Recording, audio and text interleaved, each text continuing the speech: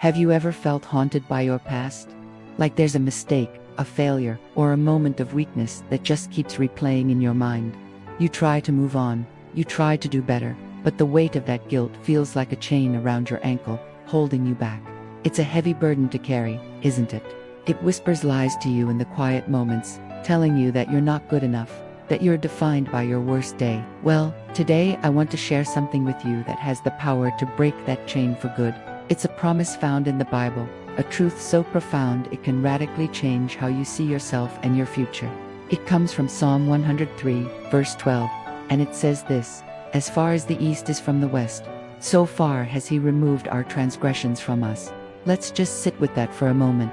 As far as the east is from the west, this isn't just poetic language. It's a picture of something infinite, something immeasurable. Think about it. If you travel north, you'll eventually reach the North Pole, and if you keep going, you'll start heading south.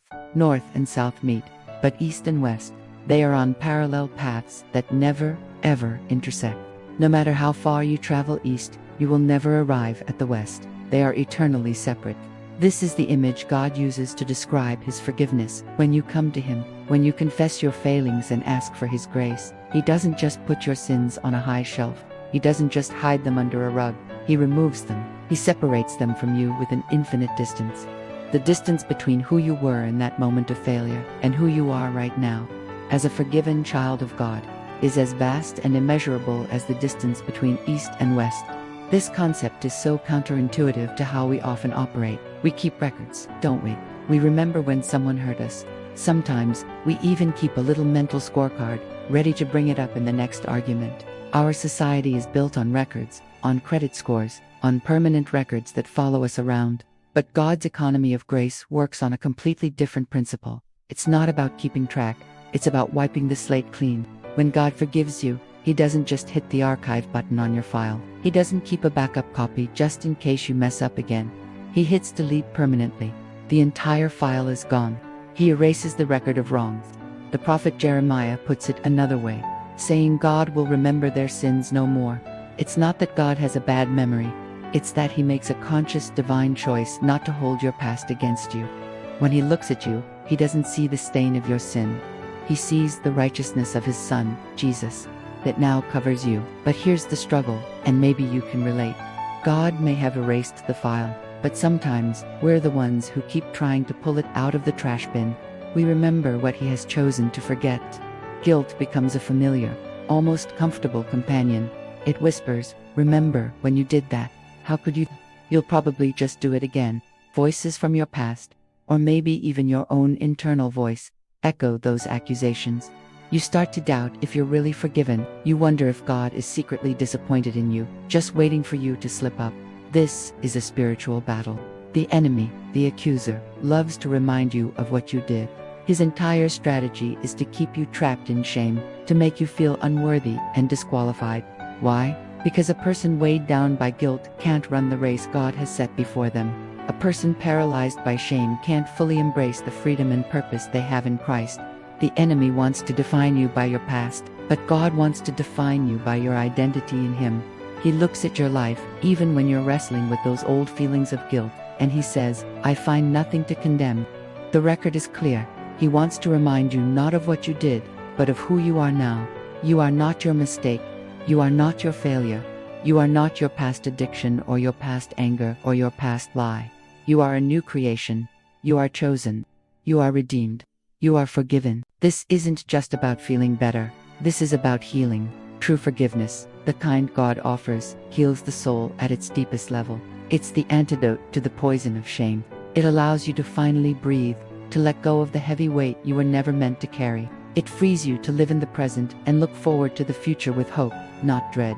So, how do we live in this freedom? It starts with believing God's word over our feelings. When the feeling of guilt washes over you, you have a choice. You can either believe that feeling, which is rooted in a past that has been redeemed, or you can believe the promise of God, which is rooted in the finished work of Jesus on the cross. You can say out loud, "No, that's not who I am anymore. I am forgiven."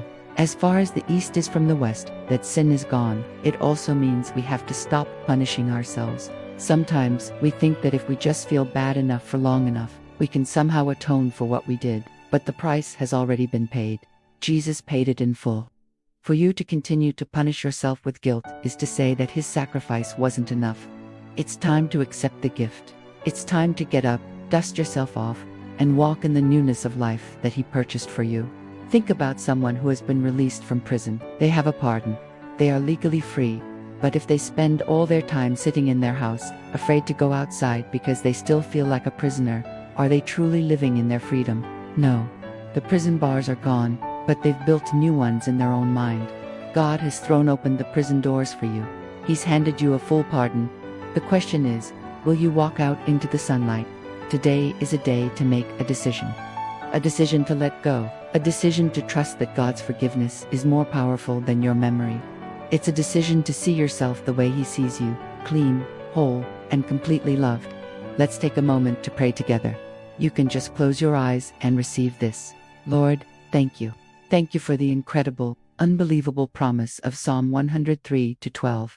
Thank you for not just overlooking my sins, but for removing them completely, as far as the east is from the west.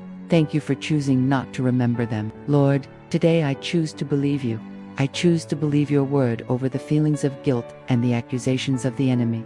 Help me to live like I'm truly free, because I am. Heal the parts of my soul that have been damaged by shame.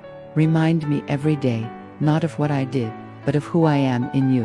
Help me to walk in the freedom that Jesus bought for me.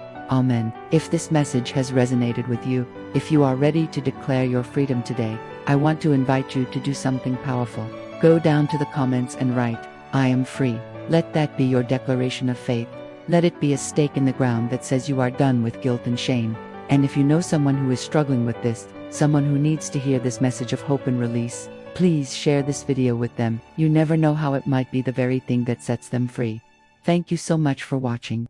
Don't forget to subscribe for more encouragement like this. Go and live in your freedom.